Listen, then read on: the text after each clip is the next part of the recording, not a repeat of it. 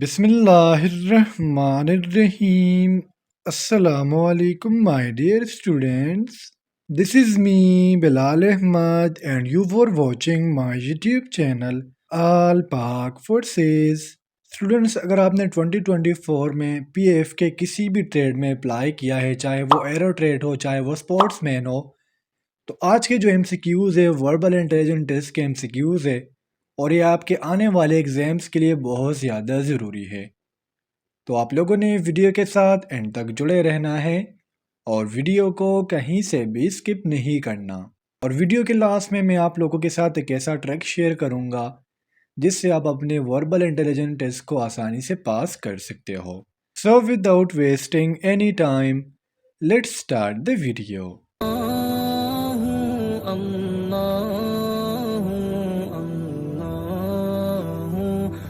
हमारा first MCQs है, what will come next in the following series. First of all students, आपको verbal intelligence test के syllabus का थोड़ा सा पता होना चाहिए। इसमें सीरीज वाइज क्वेश्चन आते हैं।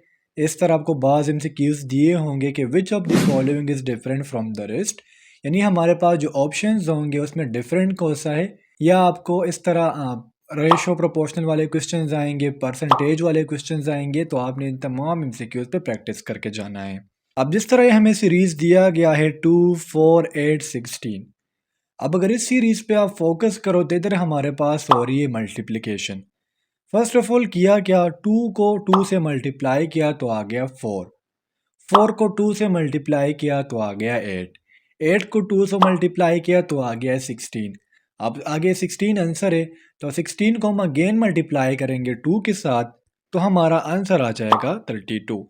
यानी हमारे पास जो मल्टीप्लिकेबल डिजिट है वो हमारे पास है 2। जितने भी आंसर आएगा, जितना भी रिजल्ट आएगा, उसको हमने 2 से मल्टीप्लाई करना है। एक्सक्यूज नंबर 2 है हमारा, if Brazil is to South America then Egypt is to. जिस तरह आप लोगों को पता है कि हमारे पास जो टोटल कॉन्टिनेंट है वो है 7। अब ब्राज़ील जो है हमारे पास साउथ अमेरिका में लाई करता है, यानी ब्राज़ील का जो कॉन्टिनेंट है वो है साउथ अमेरिका। और इस तरह इजिप्ट का हमारे पास जो कॉन्टिनेंट है वो हमारे पास है Africa. So the correct option is option B.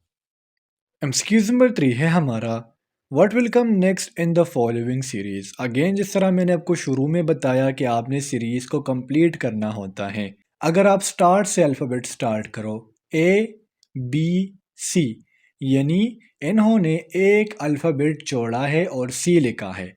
फिर सी के बाद आता है डी, दिन ई, तो सी के बाद इन लोगों ने अगेन डी को ड्राफ्ट किया और आगे लिख दिया ई। ई के बाद आता है एफ, तो एफ को ड्रॉप करके इन लोगों ने लिख लिया जी।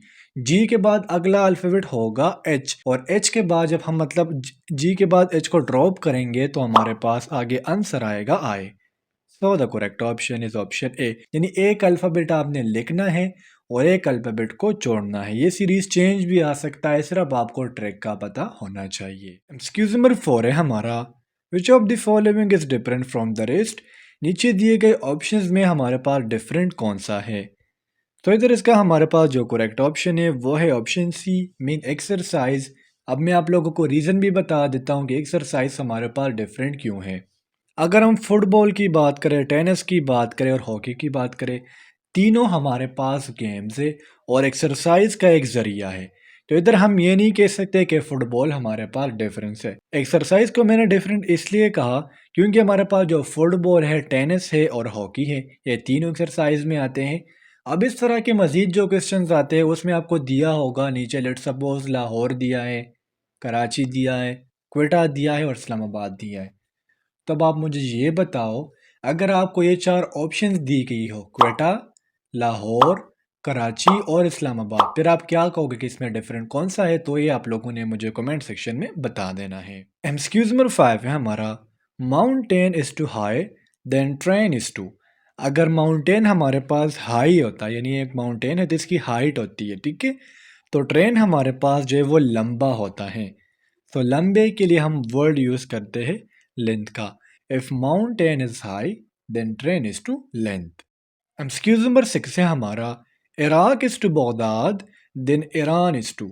अब यहाँ पर इस क्वेश्चन का ट्रिक ये है कि इराक का हमारे पास जो कैपिटल है, जो दारुल खिलाफा है, वो हमारे पास है बगदाद। और ईरान का हमारे पास जो दारुल खिलाफा है, जो हमारे पास इसका कैपिटल है, वो है तेहरान। इस तरह आपको if America is to Washington DC, then China is to, we can say if Afghanistan is to Kabul, then Pakistan is to. तो ये एमसीक्यूज आपने लाजमी से याद करके जाना होगा। एमसीक्यूज नंबर 7 है हमारा, find out the missing number. Again series वाला क्वेश्चन है। सीरीज को आप गौर से देखो। पहले 13 में हमारे पास 2 ऐड हुआ था, तो आगे आ गया 15। अब जो चीज़ आपने ऐड की होगी उसको आपने डबल करना है। या हमने ऐड किया था 2 को, 2 का डबल होता है 4। 15 में 4 को ऐड करेंगे तो आगे आ जाएगा 19। अब हमने यहाँ तक 4 को ऐड किया था, 4 का डबल होता है 8। अब अगर हम 19 में 8 को ऐड करेंगे तो हमारा आंसर आएगा 27। So the correct option is option C. Question number 8 है हमारा, if yesterday was Monday, what day is after tomorrow. Yesterday हम कहते गुज़िश्ता दिन को, टुमारो हम कहते आने वाले दिन को।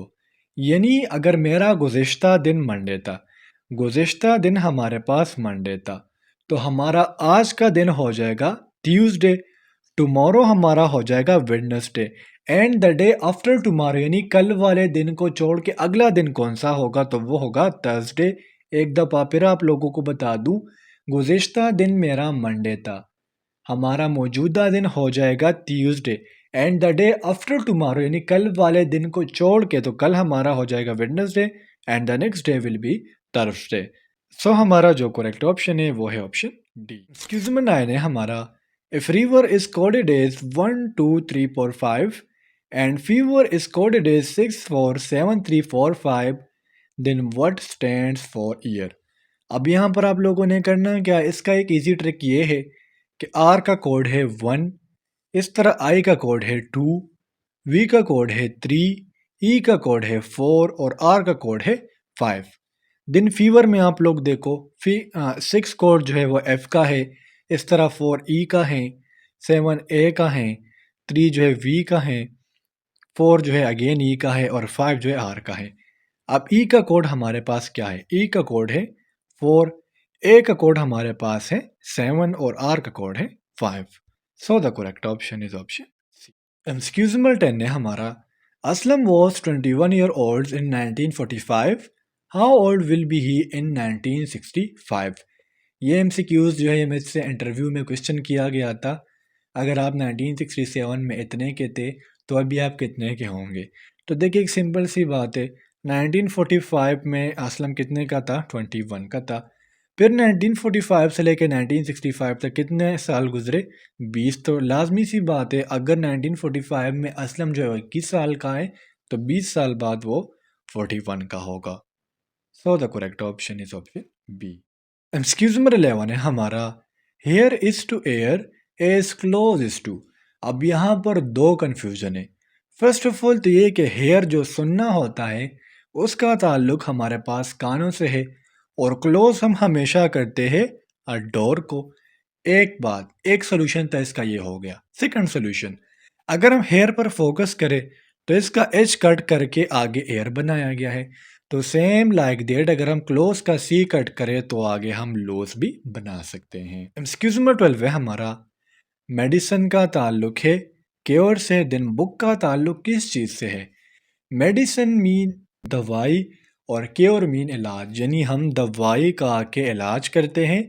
तो बुक तो एजुकेट भी करता है, केवर तो हरगिज़ नहीं कर सकता, रीड और लाइबिलिटी। लेकिन इसमें इसका जो सुटेबल आंसर है वो हमारे पास से रीड, यानी किताब को हमेशा पढ़ा जाता है फिर उसके बाद आप एजुकेट होते हो। एक्सक्यूज नंबर 13 है हमारा, find the fair which is different from other. हमने फेयर को जो फाइंड करना है जो दूसरे से हमारे पास डिफरेंट हो। अगर हम हॉस्पिटल पेशेंट्स की बात करें तो बिल्कुल सही आंसर है, क्योंकि हॉस्पिटल का ताल्लुक पेशेंट से, पेशेंट्स हॉस्पिटल क्यों जाते हैं, इलाज के लिए। अगर हम इंडस्ट्री और लेबर्स की बात करें, ये भी एक सही बात है, इंडस्ट्री में लेबर्स होते हैं जो काम करते हैं, और जिन लोगों ने कोई क्राइम किया हो, कोई जुर्म किया हो तो उनको सज़ा मिलती है। लेकिन अगर हम डिजीज़ और इंसेक्ट्स की बात करें तो इनका कोई ताल्लुक ही नहीं बनता। हाँ, बाज़ डिजीज़ ऐसी हैं जो इंसेक्ट्स की वजह से काज होती है, लेकिन ज़रूरी नहीं है। एक्सक्यूज नंबर 14 है हमारा, A is the father of B but B is not the son of way, what is B to A. यानी ए जो है ये बी का फादर है, लेकिन आगे कह रहे हैं कि बी जो है ये ए का सन नहीं है। तो बी का ताल्लुक ए से क्या है? देखिए स्टूडेंट्स, अगर ए जो है ये बी का फादर है, लेकिन बी जो है वो ए का सन नहीं है, तो ज़रूरी नहीं कि बी हमेशा जो है वो ए का सन होगा, ये इसकी डॉटर भी हो सकती हैं। तो हमारा जो करेक्ट ऑप्शन है वो है ऑप्शन ए। अब अगर एक बच्चा जो है, मेरा एक बच्चा मैं ए हूँ और बी औलाद में से है, तो अब जो है वो बी ज़रूरी नहीं कि वो लड़का ही होगा। कह रहे कि बी जो है वो ए का सन है ही नहीं, तो लाजमी सी बात है डॉटर का रिलेशन है। एक्सक्यूज नंबर 15 है हमारा, which of the following is different from the rest. नीचे दिए गए अल्फाज में डिफरेंट कौन सा है? सो हमारा जो करेक्ट ऑप्शन है वो है ऑप्शन सी, मीन शिफ। शिफ का ताल्लुक पानी से है, बकाया कार और ट्रेन या रोड पर चल सकते हैं। अच्छा, मैंने आपको कहा था कि लास्ट में मैं आप लोगों को ट्रिक बताऊंगा जिससे आप अपने एमसीक्यूज को सॉल्व कर सकते हो। देखिए स्टूडेंट्स, एग्जामिनेशन हॉल में आपके पास टाइम काफ़ी कम होता है, आप मैनेज नहीं कर पाते। लेट सपोज ये मेरे पास एक एमसीक्यूज है, 15 नंबर एमसीक्यूज सपोज करे। अब ये एमसीक्यूज मुझे आ ही नहीं रहा, तो मैं इस पर अपना टाइम क्यों ज़ाया करूं? तो आपने सिंपली करना क्या है, इसको स्किप करना है। जो जो एमसीक्यूज आप स्किप करोगे वो साइड स्क्रीन पर जमा होते जाएंगे। पहले वो क्वेश्चन करे जो आपको 100% श्योरिटी हो कि हाँ सर मैंने ए पे क्लिक किया और यही इसका आंसर है। सेकंड नंबर की डिग्री हमारे पास आती है 50% की। यानी आप शशोपंज में होते हो कि यार या तो बी सही है या सी सही है, इन दो ऑप्शंस में एक सही है, ए भी गलत है डी भी गलत है। तो सेकंड नंबर पर आप वो क्वेश्चंस करें जो आपको 50-50 हो, ठीक है। फर्स्ट ऑफ ऑल आपने वो क्वेश्चंस करने हैं जो आपको 100% क्लियर हो। सेकंड नंबर पर आपने वो क्वेश्चंस करने हैं जो आपको 50-50 हो। और थर्ड नंबर पे जो क्वेश्चंस आपने स्किप किए हो और आपके जहन में फिर भी ना आ रहे हो, तो फिर या तो आपने बी पर क्लिक करना है या सी पर क्लिक करना है, इंशाल्लाह आपका टेस्ट ज़रूर पास। तो स्टूडेंट्स, ये थे आज के हमारे वर्बल इंटेलिजेंस के एमसीक्यूज़। उम्मीद करता हूँ आपको तमाम एमसीक्यूज़ क्लियर हुए होंगे। और अगर फिर भी आप लोगों को कोई भी कन्फ्यूजन हो, कोई भी डाउट हो, तो आप लोग मुझसे कमेंट सेक्शन में पूछ सकते हो। इंशाल्लाह अगले वीडियो में मिलते हैं। तब तक के लिए मुझे इजाज़त दीजिए। मुझे अपने दुआओं में याद रखिए। अल्लाह हाफिज़।